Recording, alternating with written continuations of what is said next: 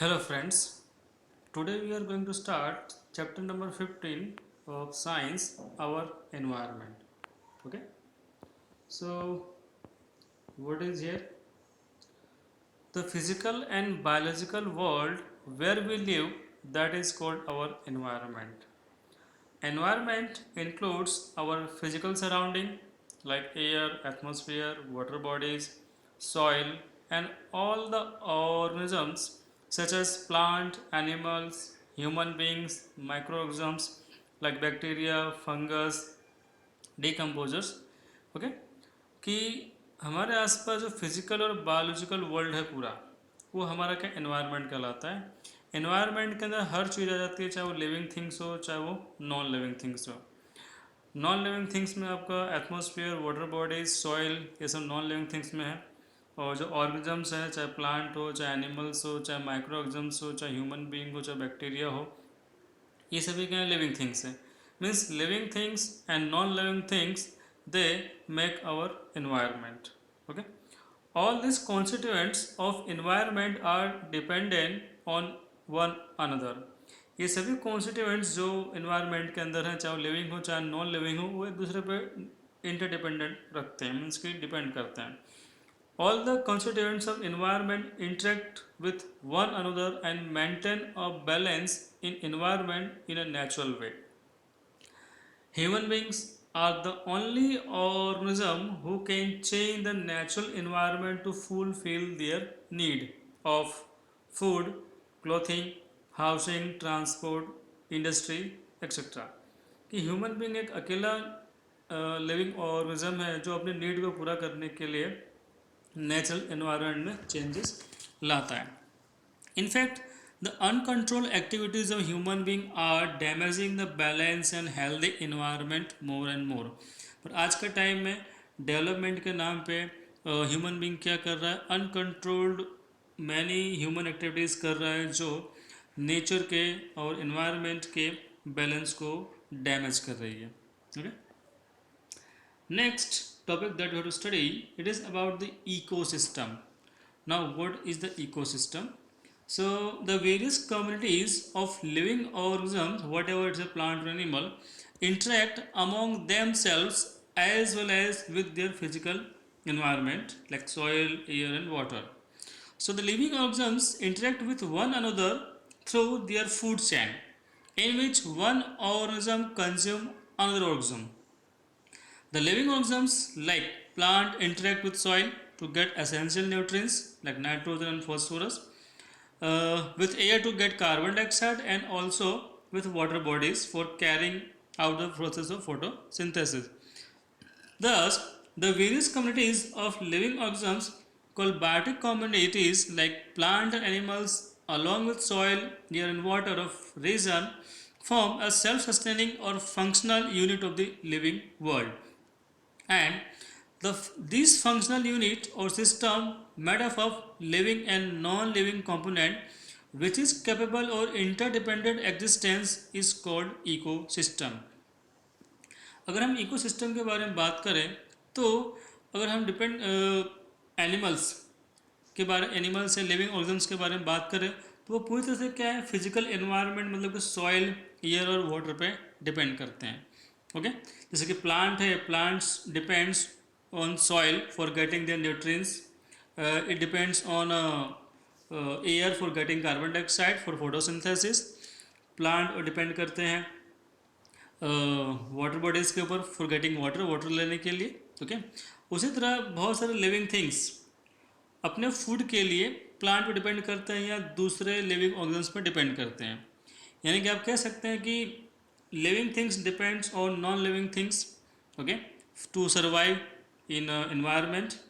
So the functional unit और system एक type का सिस्टम बनाता है which is made up of the living and non living components, जो कि लिविंग थिंग्स का लिविंग और नॉन लिविंग कंपोनेंट्स से मिलकर बना हुआ है, जो कि उनका इंटरडिपेंडेंस दिखाता है टू एग्जिस्ट ऑन अर्थ, कि अर्थ पे एग्जिस्ट करने के लिए living things depends on the non living things and other living things. And ये जो पूरा स्ट्रक्चर बनता है, सिस्टम बनता है, it is called the ecosystem. ये आपका इकोसिस्टम कहलाता है। The ecosystem includes all the communities of area कि किसी भी एरिया के जितनी भी कम्युनिटीज़ हैं, चाहे वो प्लांट एनिमल्स हो, okay, functioning with their non living environment, जो अपने नॉन लिविंग एनवायरनमेंट में रहते हो, चाहे सॉइल एयर वाटर हो, तो वो पूरा मिलकर क्या बनाते हैं, एक इकोसिस्टम बनाते हैं. So we can give the definition of ecosystem here. An ecosystem is a self contained unit of living things, plant animal and decomposer and their non living environment. Ecosystem real में क्या है, एक self content unit है living things का और non living things का. Means living things and non living things they make a ecosystem, कि दोनों मिलकर क्या बनाते हैं, एक इकोसिस्टम बनाते हैं. An ecosystem need only input of sunlight energy for its functioning. और कोई भी इकोसिस्टम को काम करने के लिए जो एनर्जी मिलती है वो सनलाइट से मिलती है. सनलाइट का यूज़ प्लांट करते हैं, प्लांट्स को एनिमल्स खाते हैं और एक एनिमल दूसरे एनिमल को खाता है, तो ये पूरा क्या बन जाता है, एक टाइप का इकोसिस्टम बना देता है. ठीक है. Example of ecosystem are grass land, forest, desert, mountain, ये सभी का इकोसिस्टम के एग्जाम्पल है. पॉन्ड है, लेक है, रिवर वाटर है, सी है, ये सभी का टाइप का इकोसिस्टम है. Even our school is also one kind of the ecosystem. When we say that pond or lake is an ecosystem, then the word pond also include all the aquatic life which occur in this pond water. अगर हम एक ecosystem pond के बारे में बात करें तो pond का जो इकोसिस्टम बनेगा उसमें जितने भी लिविंग थिंग्स हैं, तो पॉन्ड रियल में क्या है, वाटर बॉडी है. ओके, तो वाटर बॉडी के अंदर रहने वाला सभी लिविंग ऑर्गन्स, चाहे वो प्लांट हो चाहे एनिमल्स हो, इसके अलावा नॉन लिविंग थिंग्स, दिस वो सभी का एक स्ट्रक्चर बनाते हैं, सिस्टम बनाते हैं, यूनिट बनाते हैं, इसको हम इकोसिस्टम कहते हैं. This is because the living organs are found everywhere. Similarly, when we say that forest and ecosystem, that it means the physical environment of forest like soil, air, water, along with all the plants and animals which occur in the forest. अगर हम सिर्फ forest को as a ecosystem कहते हैं तो forest में जो physical environment है, सॉइल, एयर, वाटर, उसके साथ में इंटरेक्ट करने वाले प्लांट्स एंड एनिमल्स, ये सब मिलकर क्या बनाते हैं, फॉरेस्ट का ecosystem. So there are many ecosystem. Okay, desert, grassland, forest, crop field, mountain, ये सभी क्या है, टेरेस्ट्रियल इकोसिस्टम है. वहीं अगर हम pond, lake, river, sea, aquarium के बारे में बात करें तो ये सब क्या एक्वाटिक इकोसिस्टम है, water bodies, water based ecosystem कह सकते हैं. Most of the ecosystem in world are natural, कि मोस्टली जो इकोसिस्टम में क्या होता है, नेचुरल होते हैं, बट जो इंसान ने बना उसको आर्टिफिशियल या मैनमेड इकोसिस्टम कहा जाता है. ओके, जैसे क्रॉप फील्ड है, ओके, पार्क है, एक्वेरियम है, गार्डन है, ये सभी क्या है, मैन मेड आर्टिफिशियल इकोसिस्टम है. Now the components of the ecosystem, ecosystem के कंपोनेंट्स क्या होते हैं, कौन कौन से होते हैं. So we know that ecosystem are made up of the living things and non living things, कि लिविंग थिंग्स और नॉन लिविंग थिंग्स से इंटरेक्शन की वजह से क्या होता है, इकोसिस्टम बनता है. So main two components of the ecosystem are here. All the ecosystem are made up of two main components, abiotic components and biotic components. Abiotic components means non-living components and biotic components means living components. So, if we talk about the abiotic component here, the abiotic components of ecosystem include the physical environment. कि जो abiotic components के बारे में बात करें तो real में क्या है, फिजिकल इन्वायरमेंट के बारे में बात करते हैं, लाइक सॉइल है, वाटर है, एयर है. Okay, inorganic substance like carbon dioxide, nitrogen, oxygen gases, phosphorus, sulfur, sodium, metals, non-metals, ये सभी क्या है, abiotic components के ही पार्ट हैं. The physical factor और climatic factor like light, temperature, pressure, humidity are also considered as a abiotic components. इसके अलावा जो फिजिकल फैक्टर्स होते हैं जो कि लिविंग थिंग्स के ऊपर अपना इफेक्ट दिखाते हैं, वो सभी भी क्या हैं, अबायोटिक कंपोनेंट्स ही हैं इकोसिस्टम के, जैसे कि लाइट है, टेम्परेचर है, प्रेशर है, ह्यूमिडिटी है, etcetera. Okay, next about the biotic components. So all the living things are called the biotic components. Okay, community of organisms like plant and animals which is made up of many different interdependent population, कि जितने भी living things हैं, चाहे plant और animals हैं, सभी क्या interdependent है, एक दूसरे पर डिपेंड करते हैं. Biotic community of an ecosystem include three types of organisms. अगर हम बायोटिक कंपोनेंट्स के बारे में बात करें तो इनको हम 3 कैटेगरीज में डिवाइड कर सकते हैं। ओके, तो फर्स्ट कैटेगरी आपकी है प्रोड्यूसर ऑर्गेनिजम्स या ऑटोट्रॉप्स कहा जाता है। तो प्रोड्यूसर्स किसे कहा जाता है? तो which synthesise their own food and all green plants are producers. Second आपका जो है वो कंज्यूमर ऑर्गेनिजम्स हैं, हेटरोट्रॉप्स हैं, which are dependent on other for food, all the animals are consumer. फिर डीकम्पोजर्स थर्ड है आपका। डीकम्पोजर ऑर्गेनिजम्स मीन्स की सेप्रोट्रॉप्स हैं which consume the dead remains of other organisms. Some kinds of the bacteria, fungi are the decomposers. Now functioning of the ecosystem, ecosystem काम कैसे करता है? So we will now describe how ecosystem function as a self-sufficient or interdependent unit in nature.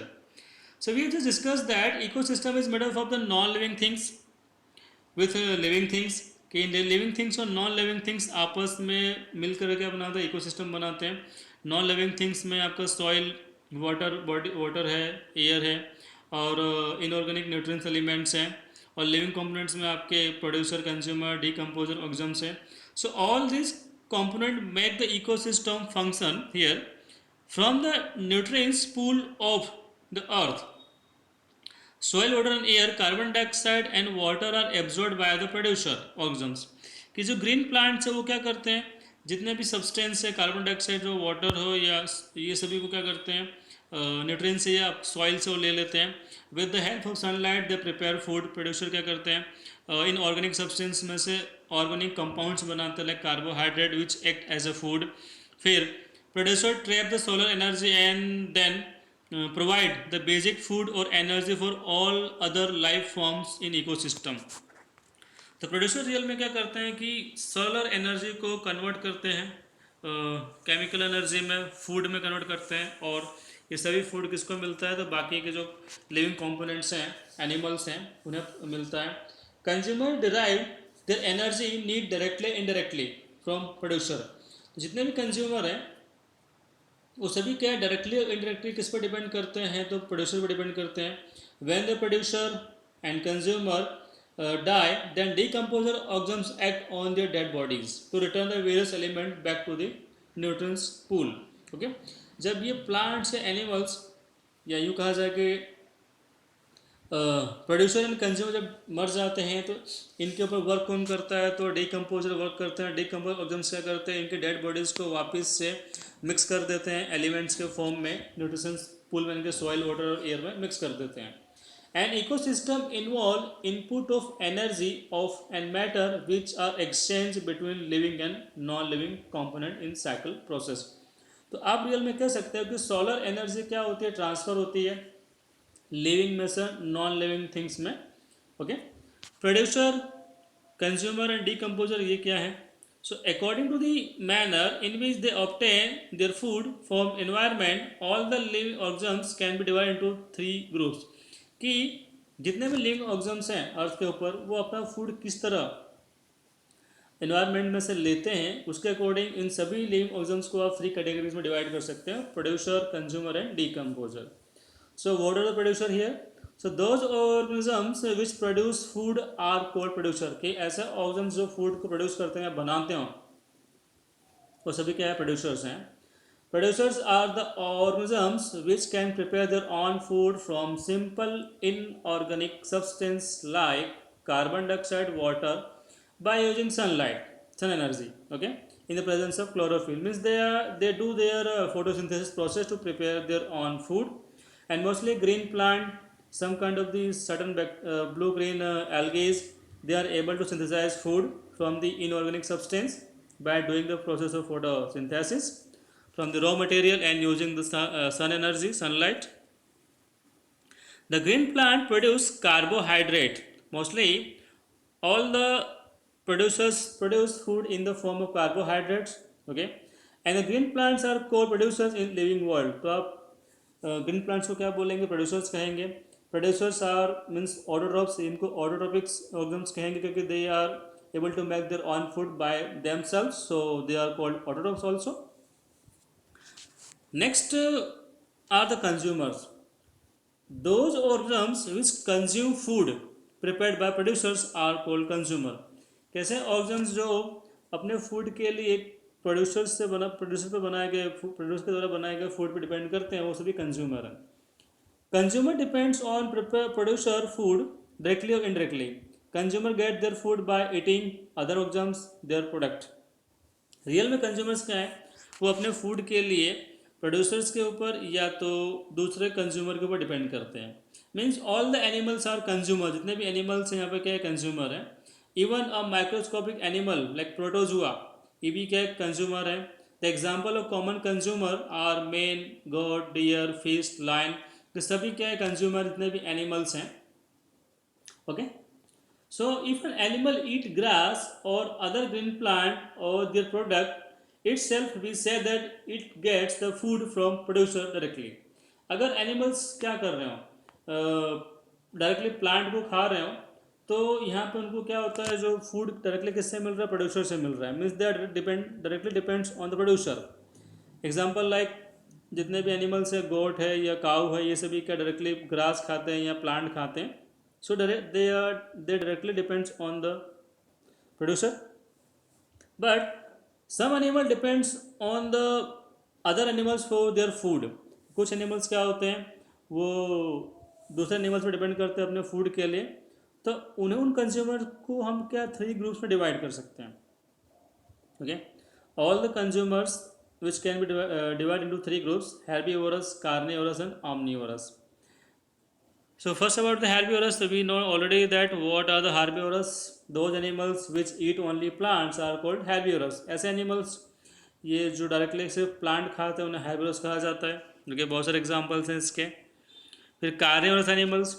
So those animals which eat only other animals for as a food, they are called carnivorous. के ऐसे animal जो सिर्फ दूसरे animals को खाते हैं food के रूप में, lion, tiger, frog, vulture etcetera. Okay. Carnivorous में भी स्मॉल और बिग, बड़े बड़े कार्निवोरस दोनों होते हैं. A small carnivorous which feed on herbivorous plant, primary consumer called the secondary consumer. Okay. जैसे फ्रॉग है, लिजार्ड है, बर्ड है, ये क्या है, स्मॉल कार्निवोरस है. वही लार्ज कार्निवोरस भी कंज्यूमर्स होते हैं.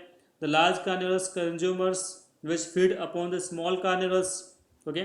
लाइक टेररी कंज्यूमर्स, कि जो लायन है, टाइगर है, क्या बड़े कार्निवोरस एनिमल्स हैं. उसके बाद थर्ड कैटेगरी है कंज्यूमर्स की, तो omnivorous.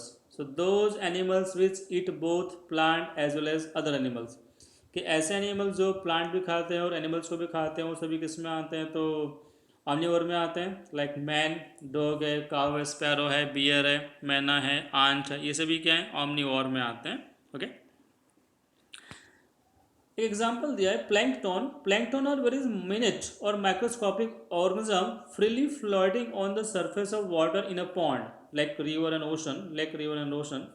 So plankton are 2 types, 2 type के प्लैंकटन होते हैं, phytoplankton and zooplankton. The microscopic aquatic plant freely floating on the surface of water are called phytoplankton. कि ऐसे प्लैंकटन जो क्या होता है, पानी के सरफेस पर तैरते हैं, उनको फाइटोप्लैंकटन कहते हैं. The free floating algae in example of phytoplankton. तो जो एल्गी जो पानी के ऊपर तैरते हैं नजर आए, वो क्या होता है, फाइटोप्लैंकटन एग्जाम्पल है. और ये क्या कर सकते हैं, फोटोसिंथेसिस की प्रोसेस कर सकते हैं. But microscopic aquatic animals freely floating on water surface are called zooplankton. और जो फ्री फ्लोटिंग प्रोटोजुआ होते हैं, जू प्लैंकटन होते हैं, ये क्या होते हैं, ये वेरी वेरी स्मॉल फिश आप कह सकते हो, इज ऑल्सो अ जू plankton. Okay.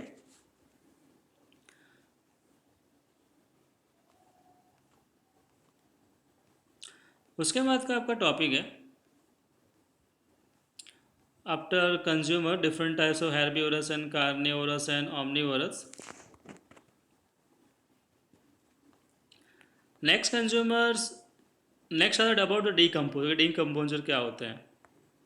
So non green micro organisms like some bacteria and fungi, कि ऐसे नॉन ग्रीन माइक्रो ऑर्गेनिम्स हो जैसे बैक्टीरिया, फंगिस है, which are incapable of producing their own food, कि जो अपना खुद का फूड नहीं बनाते हैं, but live on the dead and decaying plants, कि पर वो डेड और डिकेइंग प्लांट्स के ऊपर डिपेंड करते हैं अपने फूड के लिए. So they are consumer of special type called decompose. ये भी क्या है, कंज्यूमर है, बट स्पेशल टाइप से कंज्यूमर इनको हम डीकम्पोज कहा जाता है, क्योंकि डीकम्पोज करते हैं. The microorganisms which break down the complex organic compound present in dead organisms like dead plant and animals and the product like feces, urine, etc. into simpler substance are called decomposer. कि कुछ ऐसे micro organisms होते हैं जो complex organic substance जो है compounds है dead bodies के अंदर या डेड एनिमल्स या प्लांट के अंदर उनको डिकम्पोज करते हैं, उनके जो वेस्ट प्रोडक्ट हैं लाइक फीसेस है यूरिन है उसको डिकम्पोज करते हैं और सिंपलर फॉर्म में चेंज करते हैं, उन्हें डिकम्पोजर कहा जाता है। और सबसे सिंपल एग्जांपल है डिकम्पोजर के तो वो bacterias and fungi. Bacteria which act as a decomposer are called purifying bacteria. ऐसे बैक्टीरिया जो डिकम्पोजिंग का काम करते हैं उन्हें प्यूरिफाइंग बैक्टीरिया भी कहते हैं। And the bacteria and fungus act as a decomposer by the secretion of their body surface with decompose organic matter present in dead plant and animals into simpler substance, okay, liberate ammonia, carbon dioxide etc. कि real में क्या करते हैं, जो भी complex organic compounds हैं dead bodies के अंदर उनको सिंपल फॉर्म में चेंज करके वापस से इन्वायरमेंट में रिलीज कर देते हैं, ओके। अब इन डीकम्पोजर्स का इम्पोर्टेंस क्या है कि why we need the decomposers. So the decomposer help in decomposing the dead bodies and plant and animals and hence act as a cleansing agent of environment. तो real में decomposer क्या करते हैं, जो डेड बॉडीज होते हैं plant animals को उनको डिकम्पोज करके इन्वायरमेंट को क्लीन करने का काम करते हैं, सफाई का काम करते हैं। Decomposer also help in putting back the various element of which the dead plant animals have, कि जो डेड प्लांट एनिमल्स में जो भी मिनरल्स या एलिमेंट्स हैं उनको डिकम्पोज कर वापस से उनको एनवायरनमेंट में रिलीज करने का काम ये करते हैं। मतलब कि ये कहा जाए तो बैलेंस करने का, जो नेचुरल एलिमेंट्स हैं उनको बैलेंस करने का काम करते हैं। This maintain the fertility of the soil would be continue to support crop again because for example, a decomposer like purifying bacteria and fungus decompose the dead plant and animals bodies into ammonia. This ammonia is converted into nitrates by nitrifying bacteria present in soil, and these nitrates act as a fertilizer in the soil, are again absorbed by the plant for their growth. So it is only due to the presence of decomposer that the various nutrients elements which were initially taken by plant from the soil, air and water are returned to the soil, okay. तो decomposer real में क्या करते हैं, जो dead animals या plants हैं उनको decompose करके उनके अंदर रहे एलिमेंट्स को या कॉम्प्लेक्स कंपाउंड को सिंपल कंपाउंड में चेंज करके, सिंपल एलिमेंट्स में चेंज करके उन्हें वापस से सॉइल, एयर या वाटर में रिलीज कर देते हैं और वापस से यही सब एलिमेंट्स और मिनरल्स का वापस से प्लांट यूज करते हैं, okay. So this is about decomposers. Now next is what is given there. However, there were no decomposers ना हो तो क्या होता? So then the dead bodies of plants, animal would keep lying as such as and elements of the which plant animal bodies are made would never be returned to the original pool like soil, air and water. मान लो decomposers नहीं होते तो कोई भी body decompose नहीं होती, चाहे plant की हो चाहे एनिमल की हो, और उनमें रहे हुए जो एलिमेंट्स है वापस से सॉइल, एयर और वाटर में मिक्स नहीं होते, मिलते नहीं। So in this case the cyclic process of life and death would be disturbed. तो इससे क्या होता है, जो लाइफ और डेथ की जो पूरी साइक्लिक प्रोसेस है वो डिस्टर्ब हो जाती है। And this is because in the absence of decomposers soil, air, water would not be replenished. तो एब्सेंस ऑफ डिकम्पोजर्स ऑप्शन से क्या होता, जो सॉइल और वाटर है या एयर है वो वापस से रिप्लेनिश नहीं होता एलिमेंट्स से, okay. And all the nutrients present in soil, air, water would soon existed and evolution life of life would come to end. तो वापस से जितने भी एलिमेंट्स हैं या मिनरल्स से वापस से सॉइल, वाटर और एयर में नहीं मिलते, तो उन एयर, वाटर और सॉइल में रहने वाले जितने भी मिनरल्स है या एलिमेंट्स वो ख़त्म हो जाते हैं और जो लाइफ प्रोसेस है वो लाइफ की जो एवोल्यूशन है वो ख़त्म हो जाती, बंद हो जाती है। So the decomposer organisms help in recycling and the material in ecosystem so that process of life में go on and on like unending chain. मतलब कि डिकम्पोजर क्या करते हैं, लाइफ की जो प्रोसेस है लाइफ और डेथ के उसको बनाए रखते हैं अर्थ के ऊपर। Okay, thank you.